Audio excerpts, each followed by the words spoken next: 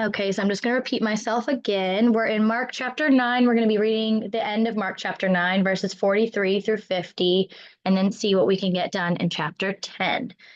For those of you that don't know, I'm reading from the CSB, so it might be a little different than yours, but it'll be good. Let's get into it. Okay, so this is Jesus talking. These are warnings from Jesus. It says, if your hand causes you to fall away, cut it off. It is better for you to enter life maimed than to have two hands and go to hell, the unquenchable fire. And if your foot causes you to fall away, cut it off. It is better for you to enter life lame than to have 2 feet and be thrown into hell. And if your eye causes you to fall away, gouge it out. It is better for you to enter the kingdom of God with one eye than to have two eyes and be thrown into hell. And where their worms, hold on, where their worms does not die and the fire is not quenched, for everyone will be salted with fire. Salt is good, but if the salt should lose its flavor, how can you season it? Have salt among yourselves and be at peace with one another. So, very heavy. But we have to think he was talking about before that. They were talking about who's the greatest, all these things. They were asking these questions. Like I said, he was talking about discipling to other Christians and like strengthening their faith. And then we ended last week where it says, but whoever causes one of the little ones who believe in me to fall away, it would be better for him if a heavy millstone were hung around his neck and thrown into the sea. So he's getting very serious with them. But some people, believe it or not, and I hope that nobody in here is one of those people, takes these phrases, these parables, literally. And it's like, what? What do you mean you take cutting off your hand, whatever, literally? But they do.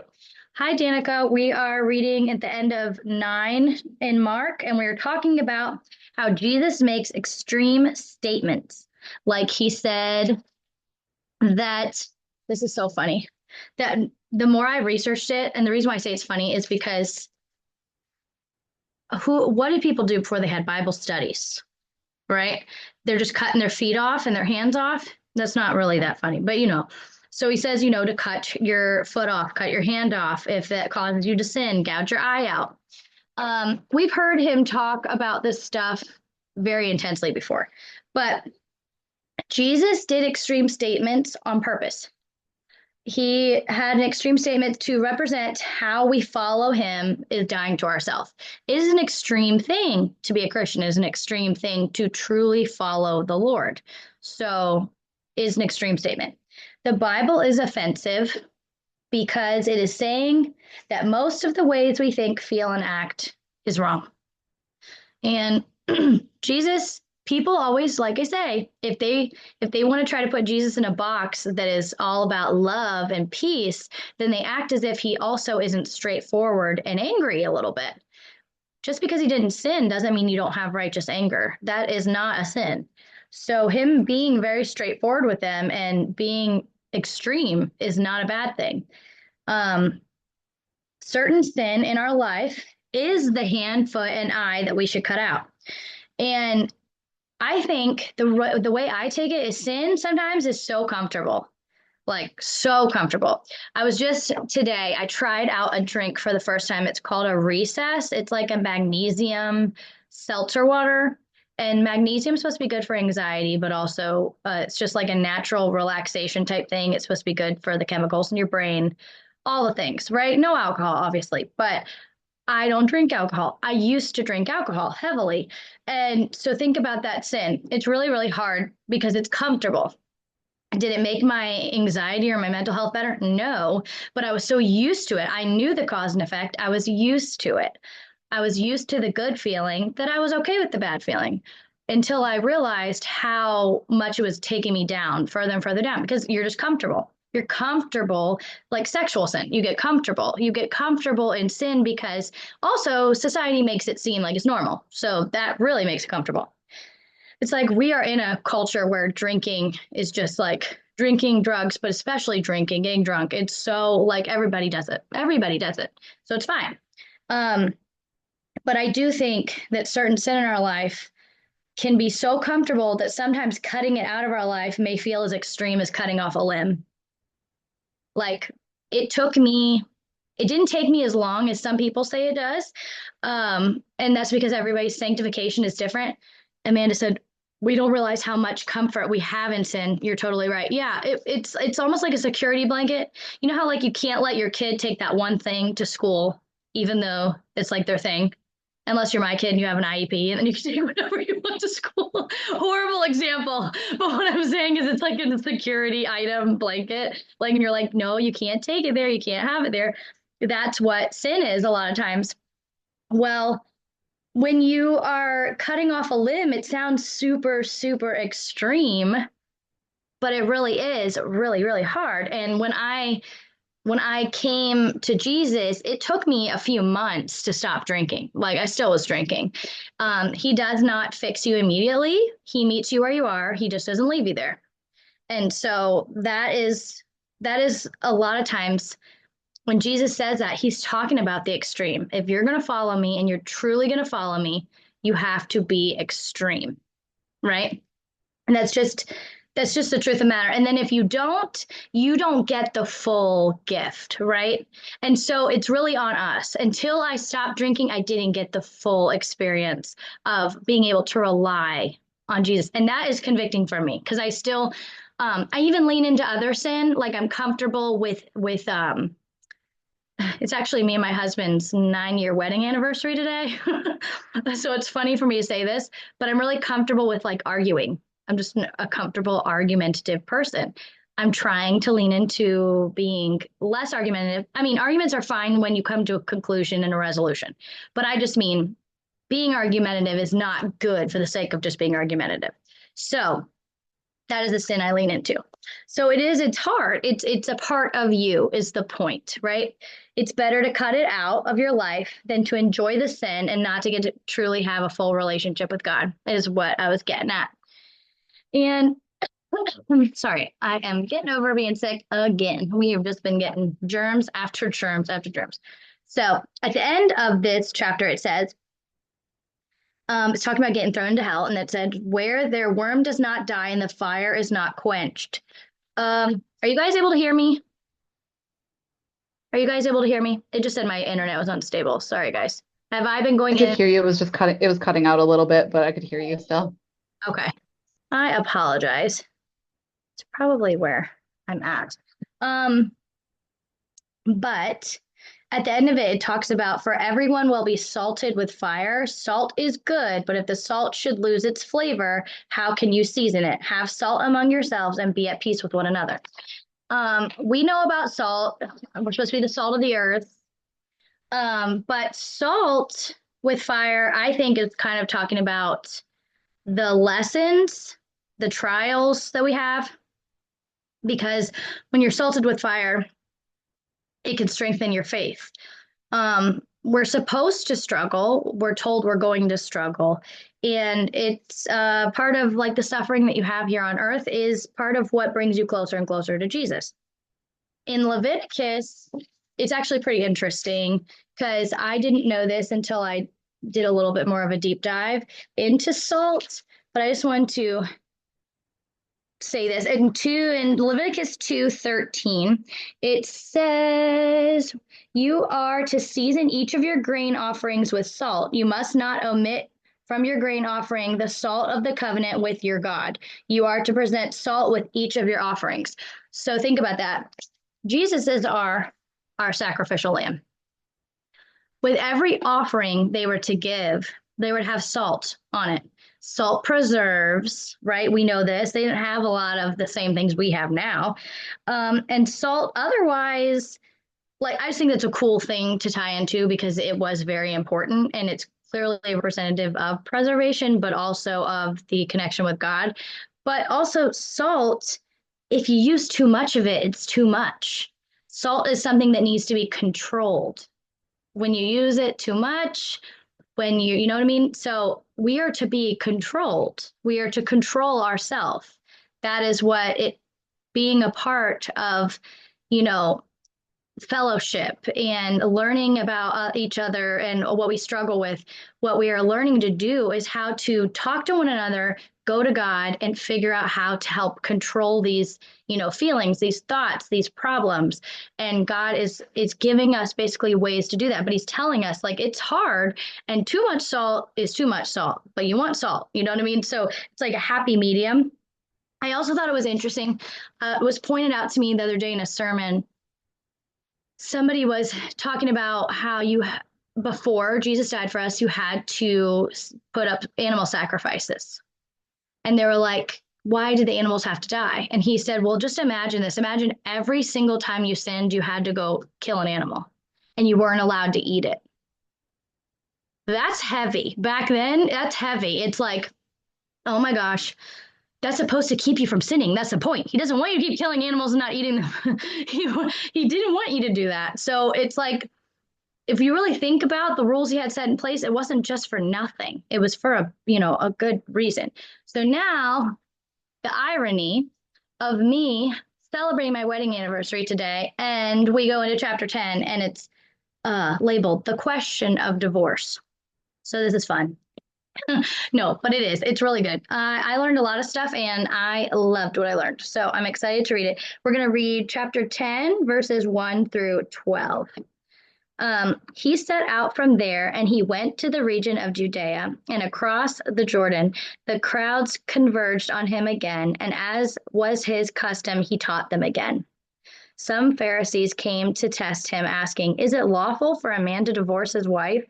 He replied to them, what did Moses command you? And they said, Moses permitted us to write divorce papers and send her away. But Jesus told them, he wrote this command for you because of the hardness of your hearts. But from the beginning of creation, made them male and female. For this reason, a man will leave his father and mother, and the two will become one flesh. So they are no longer two, but one. Therefore, what God has joined together, let no one separate.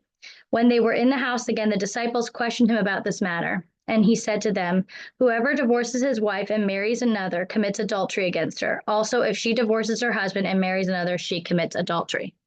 So this is a very heavy topic for some people, and I understand completely why.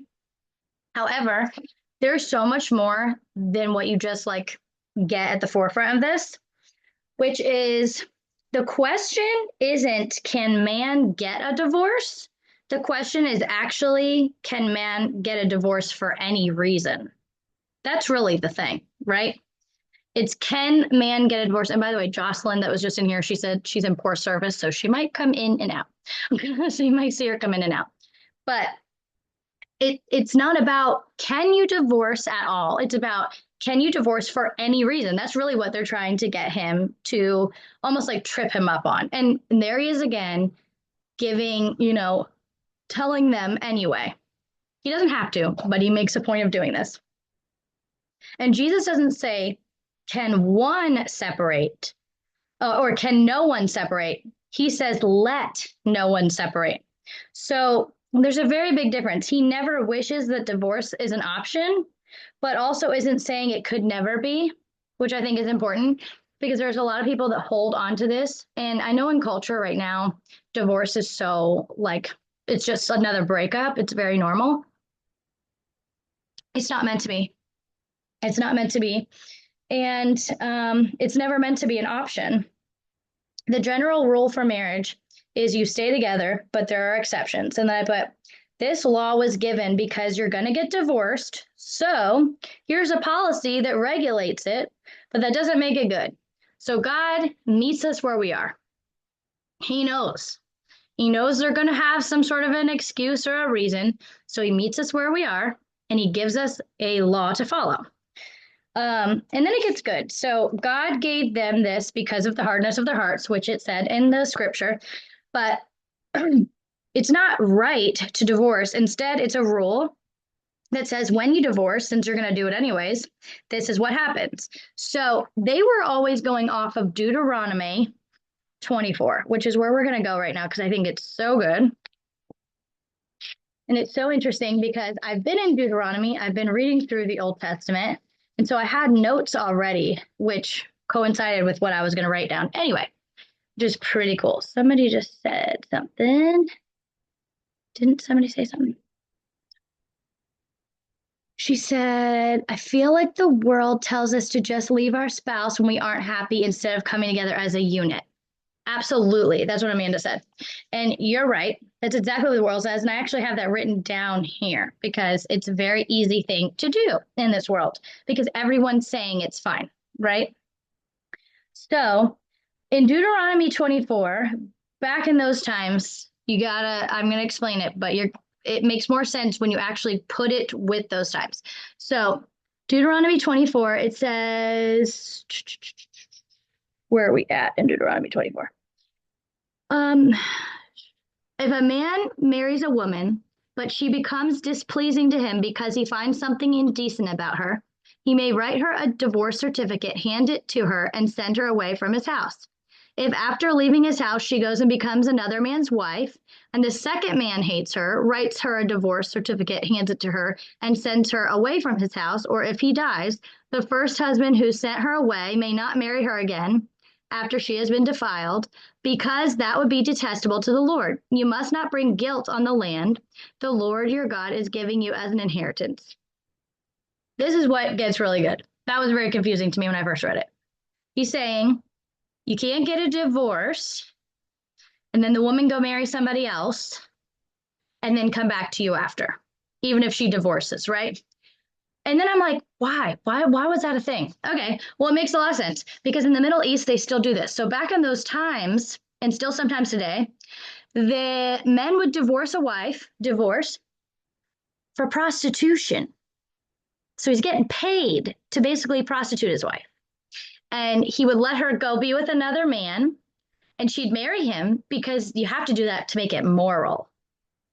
And so then what he's saying is you can't then go back to your husband again that you had previously because then you're basically allowed to prostitute. So his point in this, God's point in this, to make this a very clear law is not that you can leave somebody for any reason, but actually to make it so the treatment of the woman was better, because a lot of times it wasn't her choice to begin with, that she was being basically told to go marry another man so that she could sleep with him. He gets whatever he gets from it, paid, animals, whatever. And then they divorce and she comes back to the original man. He's saying, no, that cannot happen. That is detestable to the Lord. And there's a reason why. And that's because that's the kind of stuff that was going on back then. So that's a pretty interesting thing and very interesting to mention because that was the law they were going off of. And I also wrote down on my Bible, it said God meets society where they are and recognizing that divorce occurs. God hates divorce. It breaks his heart because marriage is designed for life. So now we go back to Mark, but that's what they're using. The Pharisees, that's what they use is Deuteronomy 24. And that's what they were kind of talking about. Like, but doesn't it say? Isn't it written, And no, that's not what it says. But isn't it like the Pharisees to always turn it and make it fit whatever their narrative is, which people still do today? They want it to fit. So now we have, I wrote down, ideally, if you're in a Christ-centered marriage, you will not get a divorce. If two are following Christ, it is likely their marriage will be a lasting one. And there's reasons for that. And I'm not talking about, and I even write it down here, I'm not talking about extreme abuse situations or where adultery is happening or abandonment. I'm not talking about any of that because that's just a lot of times that's a lot out beyond your control. And you shouldn't have to stay in a situation like that. And God frees you from that. And I promise you he does because it's in the Bible. So Jesus, what I love is he goes right to Genesis. He goes to Genesis 1:27 by saying, for this reason, but from the beginning of creation, God made them male and female, right? So he talks about that. And then he talks about in 2:24, for this reason, a man will leave his father and mother, and the two will become one flesh. And this is what was so cool to me. So Jesus is saying, before you worry about divorce, how about you worry about this? And he talks about the beginning of time and what he was saying in the beginning of Genesis, right? The nature of marriage isn't about wondering when I can get out of this thing. It's sacred, it's holy, it's a union that God created for us. But also, this is my favorite part of this study. Jesus did something different. So obviously, we know Jesus is the Word. We hear that. We know in John it says Jesus is the Word. It's quite written that way. He's the Word. So he cannot mess up when he's saying the words, but he changed a word. He changed a word from Genesis 2:24. And in Genesis 2:24, he said, like I just said to you, that for this reason a man will leave his father and mother and two will become one flesh. But in Genesis 2:24 it actually says they become one flesh. So he says two, as in two humans become one flesh. And at that time there was a lot of misunderstanding about polygamy. So he was making it very clear that it is not however many concubines and women that you want, it is two. So he was doing a double whammy here. It wasn't just no divorce, it's two become one flesh.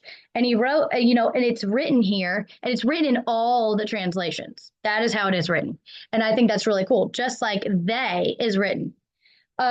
So he was making sure that they had zero misunderstanding. And just because something is in the Bible, I always tell people this, doesn't mean God endorses it.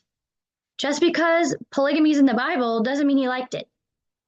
In fact, that's why in the beginning he's telling them, it's one man, one woman. When he says be fruitful and multiply, he didn't mean be fruitful with everyone you see and multiply. That's not what he says. And people that are on the polygamy kind of train, they will say the Genesis 2:24. But people that obviously know better, they know because he says it multiple times. He says it in more than one of the Gospels, and it's that he says two become one. And he says it more than once. So it's pretty clear that he is not endorsing polygamy at all, and that it violates the design of marriage. And I think it's important for people to hear that because there's so many things that say otherwise. In fact, there's shows now about it, and they're not even religious, these people. So they're taking it to another extreme. It's very weird. It's very weird to me, and there's a reason why it was never designed that way. And there's a reason why there's a show called Sister Wives, and all of them have divorced him except one. Just a reason. And then I said, many couples who are thinking about marriage should stop trying to figure out if they will have the right to get a divorce and first ask the question that they've forgotten to ask themselves, which is, why is marriage holy? Why is marriage holy? Because you're doing it not just the two of you, but with God. It is a holy, sanctified marriage. It is more than just the two of you. And honestly, that is actually what has made my marriage better, is putting it in that perspective. Because when I can think of it as not just about me, it makes it easier to love my husband, even when he's unlovable, even when I'm unlovable. It's like, I'm not just doing this for me or him, I'm doing this for God. So God calls me to be with my husband, and not just my husband calling me to be with him, but God is calling me to be with him. And I think that that really gives you peace in your marriage. And a Christ-centered marriage is different, like I said, because I'm saying I'm loving my spouse for him, to honor him, not just my spouse, but him, God. And because my marriage is probably the hardest thing that I've ever done, I said, the reason why it's more meaningful is because I know that I was meant to treat it this way. I was meant to treat it in such a way where there's two really important relationships in my life, but the very first one has to be with God. And that goes for my husband too. And because if it's not that way, if the order is messed up, and that happens sometimes, it happened with me for a very long time. You just get in more arguments. It just doesn't seem to align the right way. And eventually, when you do, if you work through that and you get it right and you decide you're going to put God first, it really changes just how you, I don't know. It's hard for me to explain except to say it makes the fights seem like I have God watching me. And he's like, is that really important? If he wasn't to talk to you ever again because something happened, would that be more important? Like, would that really matter? Amanda said, I feel like I went to my husband for my problems more than going to the Lord. First, I totally get what you're saying. Yes. So when we do that, that's actually very damning to our marriage because they are just like us. They're only human. So they can't handle everything that we have, nor should they be able to because they've got their own stuff going on and they got to deal with us. So it's a whole nother thing. We have to be able to have a way of venting that's healthy, a way of asking for help, but also saying to God, like, I'm just going to give this to you. This is a stupid argument. It really does it really matter? No. Is it really that important for me to be right? No. And that is what I'm learning is that being right isn't more important than loving my husband. So then I put in here, which is one that everyone loves to hear, which is our culture is very selfish.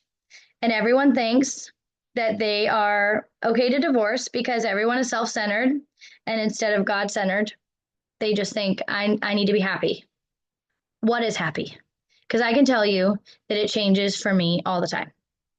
And so if anybody ever says that they're happy in their marriage, just know that they just mean at that very moment and that it changes and it fluctuates and it's okay for it to not always be happy. But that's kind of what I mean is God's the driving force of being like, but it gets better. If you do it my way and with me, it gets better. So I said, again, this isn't Jesus saying divorce is never okay. He's just saying this because so often there is no moral reason to get divorced so many of the times, right? There's no moral reason, and people just do it. And a lot of times, he also mentions, adultery, and he mentions marrying another for a few reasons, because a lot of times people actually leave their spouse for another person. And why do they do that? They do that because they think the grass is greener. They do that because they think it's going to be easier, but yet they haven't lived a whole life with that person yet. And it is so very true that it is easy to see, especially on social media, it is easy to idealize and see people with what they want you to see. Or if somebody was having an affair or whatever, like that's fun. I'm sure it is because you don't have any actual responsibility. You don't have any family with this person. You don't have anything that's heavy. And this is coming from a child of divorce where my dad cheated on my mom. There was a lot of infidelity. I've seen it in my life a lot. It was very, very, very toxic, but no one wins. No one wins, including the person that you're, cheating with. Like nobody wins. And so people are unhappy. And so they look for happy somewhere else. And that's just not how it works because eventually that runs out too. So this was pretty good. And I wanted to read in Matthew. What was it? Matthew. Oh, no, I wasn't going to read that. I was going to read in First Corinthians, but I wrote it down actually, so I don't have to flip my Bible. But I was just mentioning that in Matthew 5:32 and 19:9, he mentioned sexual immorality for a reason, because that is a lot of times the leading cause of divorce.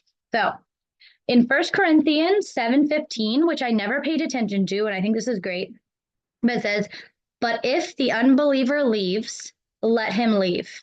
A brother or sister is not bound in such cases. So he's talking about if somebody is an unbeliever in the relationship, in the marriage, or if they are acting as an unbeliever, meaning they might say they're a Christian, but they don't want to listen to what Jesus said, because Jesus would tell you, obviously, you're not supposed to get divorced. Obviously, you're not supposed to give up. So he's saying that the other person that's been abandoned, the other person that's been emotionally abandoned, whatever it is, they are not bound. And I think that that is freeing for some people, because it's important to hear it, that sometimes you can only do so much. Whether it's you as the woman or you as the man, like you can only do so much if that person is checking out and saying, no, I'm done. And that is okay to admit that we don't get to control everything, but also know that God orchestrates things for a reason, and sometimes we're better off. But when I say he releases you, it quite literally says in the Bible that you are not to hold on to that. He releases you from that, and divorce and that is okay. And like I also said earlier, abuse, abandonment, especially any kind of sexual abuse or adultery, like those things are all subject for divorce. Obviously, that's not what all of these are talking about all the time. A lot of times it is people just deciding they're done. And he's saying, we're supposed to be the bride. And it's like of Christ. So you're not supposed to be done. You're never supposed to be done. You're supposed to be doing this for the holiness of your marriage, for the Lord. And it's really, really important that we check ourselves in any relationship we're in, even if you're single and you're looking for a spouse, or if you have a really good friendship with somebody, any of these relationships, the point is there are going to be times when it is toxic and you have to separate yourself to a certain point. He's not saying that people can't get separated, by the way. That's never been written in there. Separation sometimes, as long as both of you are faithful and you're not going to try to have relationships with other people, separation is okay as long as it is separation with wants to, mitigate the divorce, mitigate the marriage. Like you don't do it to get divorced, because I've seen people separate and they come back better because they take the time, they do therapy, they go to church, they do things, and they just give time to, sometimes people need to miss each other. And I know that sounds really silly, but it's true. And sometimes you need to understand what you have, but that's also going to the Lord. And you don't have to get separated in order for that to happen either. So there's all kinds of ways, but what Jesus was trying to say here at the end, when he said, whoever divorces his wife and marries another commits adultery against her. Also, if she divorces, her husband and marries another, she commits adultery. He's saying that because he wanted it to be jarring. He wanted you to understand that if you are divorcing for an immoral reason, technically, lawfully, you're divorced. But in the eyes of God, you are not, and you are committing adultery. That is what he is saying. And he is saying that because if you're getting divorced for an immoral reason, and you know what immoral is, because we all know what that means, meaning that you didn't get abused, or you didn't get abandoned, or you didn't have somebody cheating on you, then there's not a lot of reasons that you're going to be able to give God to say, I am just kind of done. I just don't want to be married anymore. And a lot of people, they won't admit the reason why they don't want to be married anymore. There's usually somebody else or something else.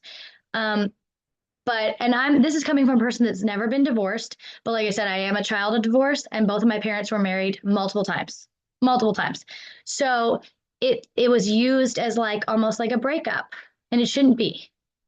That's why I hate when people say it's just a piece of paper. It is not just a piece of paper, because it is holy under God. It is supposed to be for more than just the two people that come together, and we are supposed to become one flesh. It is not supposed to be a piece of paper. So if you are living as if you are married, and I'm talking to somebody right now, if you are living with somebody and you are not married, or you're engaged and you are not married, it is not the same. I promise you, even if you do the exact same thing after you get married, something changes. You have you just know that you're in it. There's something different about it. And I can't really put my finger on how to explain that, except especially if you're a Christian, that something about it is different. And so I just think marriage is a really beautiful thing, and it's gotten thrown away a lot in the last decade. And it's so sad when somebody, because this is me, I don't know if you guys feel this way. As a child of divorce, I have always thought, when I see people that are happily married, it seems like, or whatever, I'm like, who's cheating? Who's doing something wrong? Who's arguing? They can't really be that happy, because that's just not possible, because I've never seen it modeled for me in my life. And that is so sad. It's like I question, is it even possible for that man to only look at her, or to only have eyes for her? And that is so sad. And my husband has to literally fix a heart he didn't break every day, because I am trying so hard to give that stuff to the Lord, but it's like it's just ingrained in me, and I have to remember that not every single person is that way. And some people really do believe in what marriage is supposed to represent, and that is us and God, us as one with God. And it's just really, really important. And I think that I loved learning about what they were comparing it to, and how it was, in Deuteronomy, what they were trying to basically make him mess up with They're like, but doesn't it say? Doesn't Moses say? So if he gives you a way to get a divorce, then they're like, then it's okay to divorce then. Jesus is like, no, it's because y'all were already going to do it. So we had to give you some sort of guidelines because y'all crazy and just do whatever you want anyway. So keep you corralled like a bunch of animals. Because that's literally what it was. Like they had to have laws. And isn't it just like us to need them still? We need rules. We need guidelines. We need, that's what the Bible has taught me is that that's what we're made to feel like. We're made to want direction. I don't know how many times I pray to God and I'm like, God, just tell me what to do. And I think sometimes he's sitting there like, you really don't want me to do that because you're not going to like the answer. But it's like, I really do want to know sometimes what to do. And then he's sitting there, he's like, I already told you. And I'm like, should probably go in there and check out what you have to say in there. You probably already did tell me. So, all joking aside, 9 years of marriage has not been without its amazing hiccups.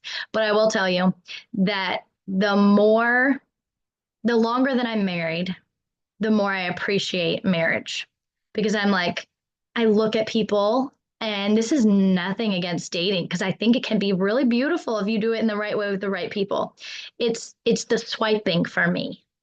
It's that people can swipe and say that you're not good enough or I'm not willing to do this, because there's something else out there. And it's like there's always going to be something else out there. You just have to pick one. That's what it is. Just pick one. And so, and when you do, hopefully it's a godly one, because then that means they're going to be leaning on the same God that you're leaning on. And that's the whole point is it doesn't make them a perfect person, it just makes them willing to say that there's somebody that knows way better than I do. And I am getting married to you because I love him and I love you.